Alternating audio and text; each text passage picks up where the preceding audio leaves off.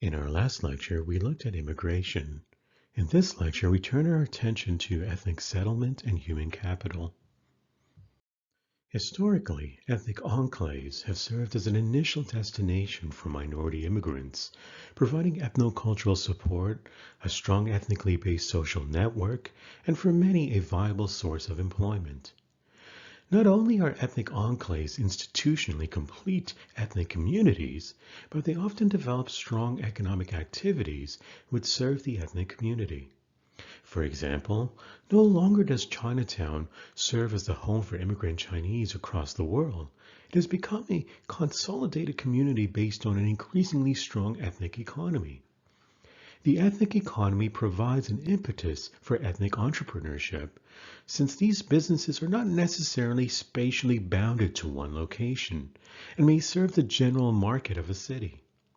It is thus important for us to distinguish between the ethnic economy and the ethnic enclave economy. An ethnic economy refers to the operations of any ethnic group within a city, whereas an ethnic enclave economy has a dimension of locational clustering of businesses. This distinction has led to an ethnic enclave economy hypothesis, which argues the ethnic enclave represents a strong place of opportunity to search for jobs. It ultimately enables recent migrants to achieve wages or a return on human capital comparable to those in the primary labor market. Basically, the hypothesis argues that the immigrant ethnic economy tends to reproduce the crucial features of the center economy. The ethnic enclave hypothesis implied that split labor market theory did not apply to ethnic enclave economies, whereas in the secondary casual labor market, wages and job satisfaction were low. This was not the case for employees in the ethnic enclave. Even when their jobs were unskilled and menial, their initial sort of wages were relatively low, and even if the firms they work for could be classed as part of the secondary sector. Many critics argue that recasting the ethnic enclave economy hypothesis as exclusively about workers' wages has distorted its insights. For instance, it can be argued that since a substantial proportion of those employed in the ethnic economy are self-employed individuals, neither employers nor employees, the hypothesis is irrelevant. Whereas in the general labor market, there are 10 employees for every one self-employed, so that the earnings of the employed largely sort of determines the earnings of the whole group. Numbers in the ethnic economy are reversed effectively.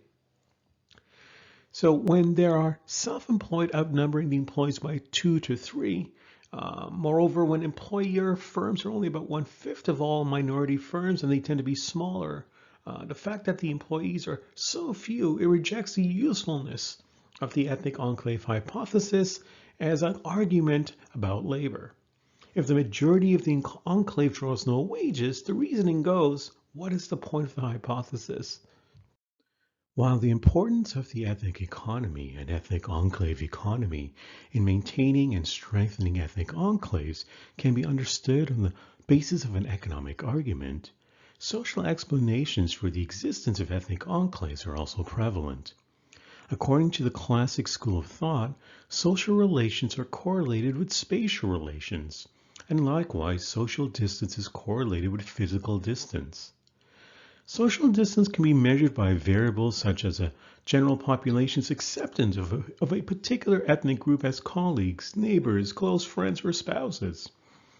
In other words, the wider the social distance, the greater the propensity for higher levels of ethnic residential segregation.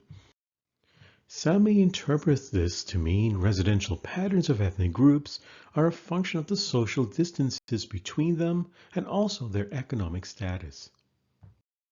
Since immigrant groups may have migrated at different points in time, which is indeed the case in Toronto, their linguistical, educational, and occupational skills may vary widely in aggregate terms.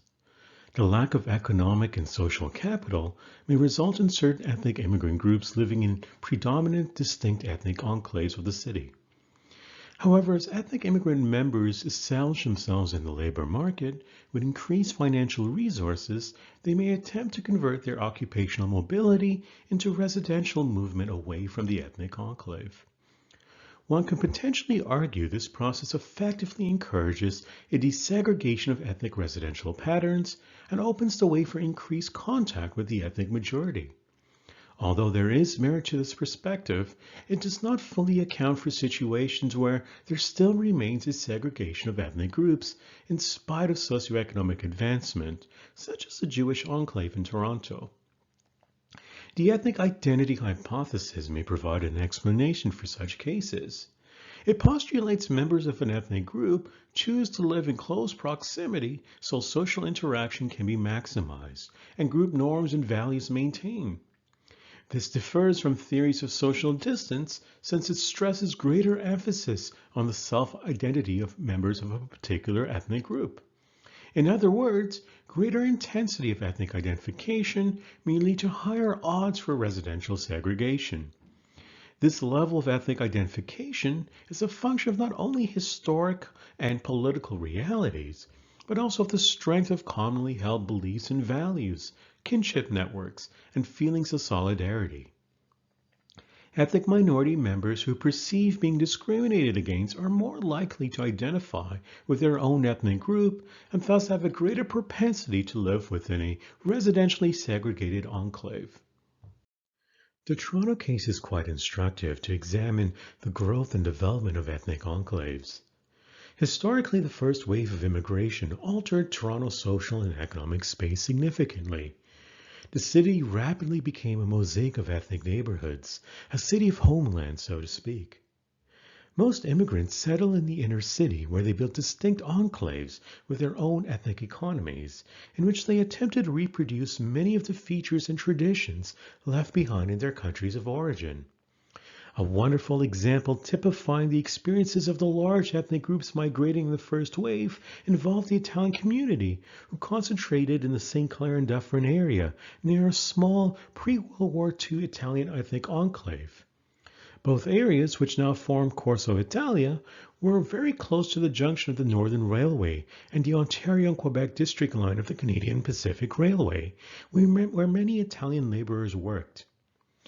Upon arrival, Italians began to create their own enterprises to service the growing Italian community in the area, according to cultural practices.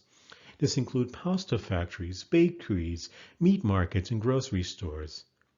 As their small enterprises grew, their status and income varied greatly within the enclave.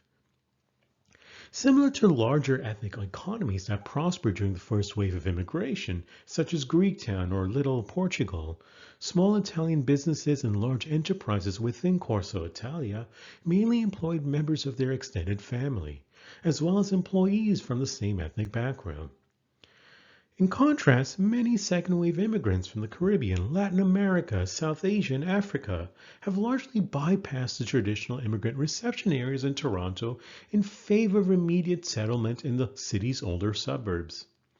As a result, the residential geographies are more diffuse and complex than the settlement patterns of European immigrants who arrived in Toronto before the 1960s. For second-wave ethnic minority groups, there were no pre-existing enclaves to assist their integration in Toronto.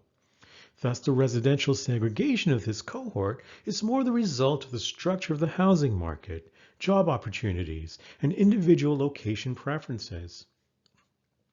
In general, Toronto's ethnic enclaves share similar characteristics. They are usually small and occupy multiple census clusters, although the Italian and Chinese ones are exceptions. Furthermore, they are organized on the basis of national origins. Enclaves usually house specialized ethnic institutions, such as religious buildings, ethnic-oriented community services, and commercial enterprises. It should also be pointed out that despite the primary concentration of selected ethnic groups, this does not necessarily mean that these groups live in isolation from other ethnic groups. Quite the contrary. Other ethnic groups do live within or nearby enclaves that are predominantly made up of one particular ethnic group.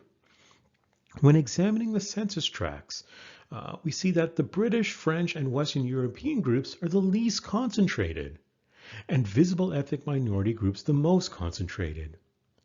Now, the question we need to ask ourselves is, are these differences due to social class, social distance, or cultural cohesion? Given that these variables are often interrelated, it is difficult to separate their effects. Nevertheless, certain observations can be attributed to these variables. According to one model, lower income ethnic groups have a higher propensity for residential segregation. In the Toronto case, this observation holds true in most instances. For example, European groups have a higher socioeconomic standing and tend to be the least concentrated, while visible ethnic minority groups seem to have the lower sort of socioeconomic positioning and a higher residential concentration. These observations raise a plethora of additional questions. Is high residential concentration a primary characteristic of poorer areas in Toronto and lower occupational prospects? Or does a high concentration of an ethnic group lead to neighborhood poverty? To forge a generalization on these queries may be problematic and controversial. For example, several studies in the United States have controversially indicated a correlation between an increase of African American group residential concentrations and a decrease in the overall socioeconomic status of the area. Residential concentration may be a reflection of occupational concentration. So as we discussed earlier, the first wave Italians were concentrated in certain occupations and specific locations due to their limited skills and language facility. Their census tract concentration levels, especially in the city center of Toronto, may be a legacy of this pattern. From another standpoint, while it is true many visible ethnic minorities are residentially concentrated in poorer areas of the city, the census tract concentrations of other visible ethnic minorities, for instance select Chinese communities, suggest that their residential concentrations do not fit lower socioeconomic parameters. Moreover, the residential segregation of visible ethnic minority groups may decrease with future generations. The underlying premise being, those who were born and socialized in Toronto, for example, will most likely have more extensive social networks outside their ethnic community and thus greater chances for social mobility outside their ethnic enclave. Of course, a strong bond between generations involving expectations and obligations varies between ethnic groups and individuals, which makes generalizations difficult, if not impossible. A number of competing explanations, structural versus cultural factors for example, have been brought forward to explain differences in business involvement and success among ethnic and immigrant groups. One explanation is the block mobility thesis, also known as the disadvantage theory, which points to racial discrimination and cultural barriers as structural forces that block ethnic minorities' advancement in mainstream economic markets, channeling them into entrepreneurship as their primary avenue for economic prosperity. Another explanation is the cultural thesis, which suggests that ethnic and immigrant groups enter into business because of particular characteristics that promote their success in the sector. We can address the deficiencies in both of these theories by combining them into a unified model, the interactive model of ethnic business development. Here, we can conclude that no single characteristics determine differing levels of entrepreneurship. Rather, there exists a complex interaction between the two dimensions, opportunity structures and group characteristics. Thus, the interactive model represents a synthesis of the main approaches to study ethnic entrepreneurial success. First, there are group characteristics or predisposing factors in resource mobilization that immigrants bring to their businesses. Second, there are opportunity structures, including market conditions and access to ownership. And third, there are ethnic strategies, which emphasize the study of the interaction between group characteristics and opportunity structures. A great way to understand the immigrant entrepreneurship sort of realities is to examine the Portuguese case in Toronto. A defining characteristic of ethnic businesses in Toronto is their size. They're generally small in scale and often family-owned and operated. In fact, the majority of the Portuguese-owned businesses are small with respect to the number of people that they employ. They can range from one-person operations and family-oriented operations, which are between 2 to 5 employees, to medium-sized firms, which have 6 to 15 employees. With respect to the ethnic background of employees, Portuguese entrepreneurs in general employ family members, as well as employees from the same ethnic background.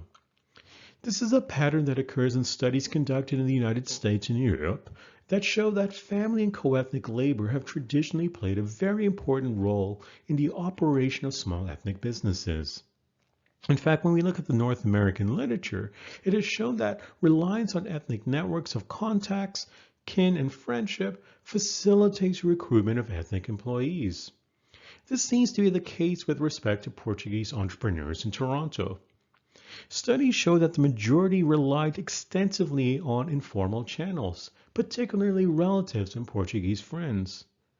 The use and impact of these ethnic channels of information can also lead to hiring of employees from the same region or even the same island of Portugal.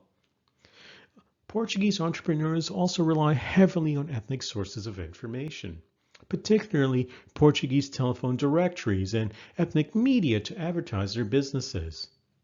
In general, few Portuguese entrepreneurs ventured out of their own cultural group or community to get advice on who to hire and where to advertise their businesses. Also, in general, Portuguese entrepreneurs displayed a very positive opinion with respect to the importance of having Portuguese employees. Studies in Toronto show that when asked for the major advantage of having employees of the same ethnic background, the response was knowledge of the Portuguese language, followed by their client base being, for the most part, Portuguese. It is thus a major advantage for Portuguese entrepreneurs to have employees from the same culture and ethnic background, who speak the same language and who can be trusted by their clients. To this, we should add the employee's knowledge of the client's cultural needs and preferences in terms of services and products. In other words, by hiring insiders of the group, employees from the same ethnic background and who speak the same language, Portuguese entrepreneurs try to create a culturally oriented business environment where customers feel, quote, at home. The prevailing evidence from studies show that Portuguese entrepreneurs depend heavily on an ethnic clientele for their market. The majority of the entrepreneurs indicated that more than 50% of their clients were Portuguese. Within this context, it is understandable that it is in the interest of Portuguese entrepreneurs to maintain their visibility by maintaining a close contact with the Portuguese community in general, and particularly through their involvement in sociocultural and religious institutions, as well as Portuguese professional organizations. This does beg the question, however, what are the prospects for the future? For some Portuguese entrepreneurs, there's a pessimism concerning the future of their business. Amongst the reasons offered to explain this pessimism were the steadily decrease of the Portuguese immigration to Canada in the last 2 decades, the increasing integration of the first generation Portuguese into the mainstream Canadian society and the second generation as well, the generation gap that exists today in the Portuguese community with the new generation who are born in Canada relying less on Portuguese services and products. The competitiveness of the ethnic business market, paralleled by the lack of a new generation of Portuguese entrepreneurs to enter into ethnic businesses. In sum, the evidence in Toronto indicates that the Portuguese follow community-oriented patterns in establishing and running their businesses. They are highly involved in co-ethnic networks of kinship, friendship, and community ties. And this allows Portuguese entrepreneurs to build in a relatively short period of time a highly visible little Portugal in the core of the city of Toronto. Thus far, we've been exploring the ethnic settlement patterns of ethnic minorities. In the second half of our lecture, we're going to turn our attention to human capital. Formal education is often seen as a channel through which social and economic equity for the general population can provide a path for future economic and social security. In Canada, for example, there are strong efforts to improve educational opportunities for immigrant groups by instituting preferential treatment and equal opportunity programs. In fact, the level of Canada's investment in formal education is enormous.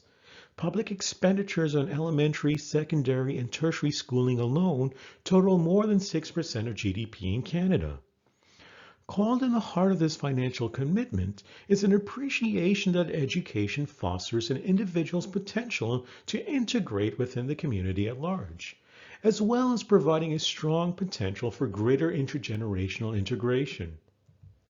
In particular, theories of schooling suggest that the communities in which immigrant children grow up impact the quality and quantity of their human capital investments and intergenerational transfers in education. This may suggest different outcomes for immigrant children in different communities. Although several theories have been developed to discuss the role education plays in the human capital investment process, they're not always mutually exclusive. Nevertheless, we do know that these factors play a role: ability, parental investment, community background, and school quality. In the child quality quantity model, the impact of parental investments on a child from an immigrant background or otherwise cannot be overstated. After controlling for financial resources and genetic endowments, substantial inequalities in earnings throughout one's lifespan may be the result of differences in parental investment and family environment. In fact, the size of the family is a good indication for the time investment a parent potentially has for a child. The idea here is that parental investment can increase the child's productivity in schooling, akin to how teacher investment and quality increases academic test scores. We can actually expand upon the child quality quantity model by analyzing the extent to which immigrant skill differentials are transmitted across generations. Findings suggest that not only are the skills of the next generation dependent on the quality and quantity of parental input, but also on the average quality of the ethnic environment in which parents make their investments or ethnic capital. In brief, ethnicity can act as an additional causal factor in the human capital accumulation process. If the external effect of ethnicity is particularly strong, this may imply that the average skills of the next generation may correlate strongly with the average skills of the current ethnic group generation, and may even persist for several generations thereafter. While the differences in the level of ethnic capital may reduce economic mobility among ethnic groups, another theory put forward to explain ethnic group differences in schooling is that ethnic groups with higher levels of education may have a taste for schooling. It is often said that the higher level of schooling for some ethnic groups arises from a greater preference or from a higher value placed on future consumption compared with current consumption. By implication, the ethnic groups with lower levels of schooling do not have such preferences for schooling or do not place as high a current value on future outcomes. Underlying this thinking is a possibility that there are ethnic group characteristics that allow one group to acquire more units of human capital per dollar of investment. For instance, an ethnic group may learn more in school due to supplemental training received by the parental investment or the ethnic community. Moreover, if an ethnic population feels insecure in its present location, either for historical reasons or otherwise, it may prefer to have investments and assets that can be easily moved. In essence, given that human capital is more portable and transferable than other forms of capital, an ethnic group who are fearful of uprooting may attach a larger implicit risk premium on non-human capital. While the portability of human capital is an important variable to examine, it should be pointed out that the national origin of an individual's human capital is a crucial determinant of its value. Education acquired abroad, for example, may be valued less than education obtained domestically. Now, this is a sort of a taste for schooling hypothesis. And the taste for schooling hypothesis implies that certain immigrant groups may implicitly prefer higher human capital investments and less preferences for investments that are less portable and transferable. Yet when we examine the feasibility of the taste for schooling hypothesis across major ethnic groups in the United States, for example, ethnic group variations in rates of return tend to arise from differences in the ability to convert the schooling process into earnings. Interestingly, these differences may occur due to the level of parental investments as previously discussed. It appears that members of a more successful ethnic group had parents with higher levels of schooling and had a relatively small family size, equating to less competition for parental time. The intergenerational transmission of human capital plays a prominent role in predicting future educational attainment. Perhaps even to the extent when we look at the intergenerational transmission of human capital and earnings among ethnic groups in the United States in the 20th century, Borjas estimates approximately 4 generations, or roughly 100 years, are required for an ethnic group's economic convergence to the dominant population. While Borjas' study analyzes the 1910, 1940, and 1980 censuses and the General Social Service surveys, in the Canadian analysis, we also observed slow intergenerational convergence in the ethnic group level of formal education and rates of returns to education that are quite consistent with Borjas' timescale. What this overall suggests is that there's long-run convergence in ethnic group differences in educational outcomes. Moreover, there may be a substantial gap between equality of opportunity and equality of outcomes as measured by rates of return to educational benchmarks. This is a matter we will pick up in our next lecture. Overall, these ideas are enormously helpful in illustrating the role of ethnic affiliation in the intergenerational transmission of both educational quality and quantity. As will be seen, Canada is mindful that their ethnic minority communities need to be taken into account by policymakers in the design of equity or equal opportunity programs in primary, secondary, and tertiary level schooling. Many visible ethnic minority students interact principally within their own ethnic group circle in the university environment. In fact, when looking at studies of university students, many confess that their immediate social network comprised mainly of those of their own ethnic descent. This is an interesting sort of typification by this fourth-year student who suggests, and I quote, "I feel more at ease when I'm with my own ethnic friends. There are common challenges that we face, common things we can relate to about our parents, about our heritage and traditions. It's just easier for me to have friends who are mostly of my ethnic background. I do not have to explain things to them. They just know because they understand. This does not mean that I do not talk to those from other ethnic groups. It is just that the majority of my friends are of my own ethnic background." Now, this should not be an affront to the sensibilities of those observing the behavior of ethnic communities in Canada. Paraphrasing Bissundat, a Trinidadian-born Canadian, ethnic minorities are confined to ethnic and geographical ghettos within Canada's urban environment. So when we look at Toronto, although it has a fairly diverse ethnic minority population in absolute terms, the city can best be described as local, distinct communities living in separate quarters within Toronto's boundaries.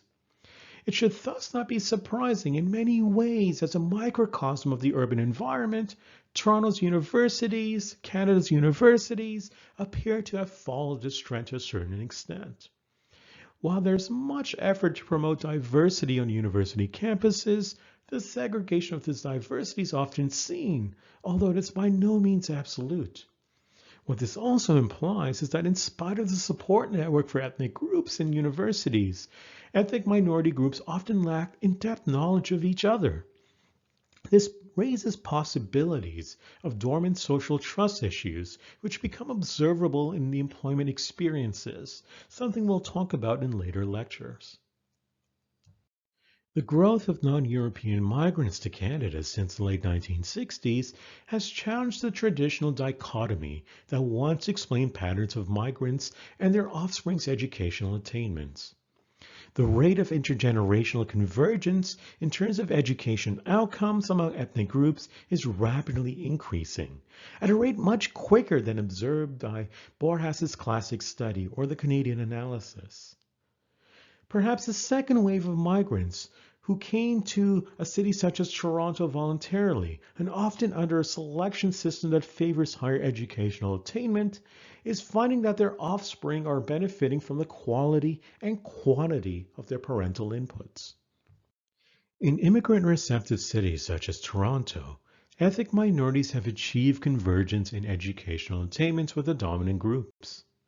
In fact, the ethnic minority aggregate tertiary level attainment exceeds the dominant groups. These outcomes may suggest a greater propensity for ethnic minorities to fully integrate within the community. However, the narrative derived from interviews suggests an uneasiness to boldly claim this is the most convincing conclusion at this juncture. In Toronto, although the city is a multicultural mosaic numerically, the level of high social interaction between various ethnic groups can be limiting.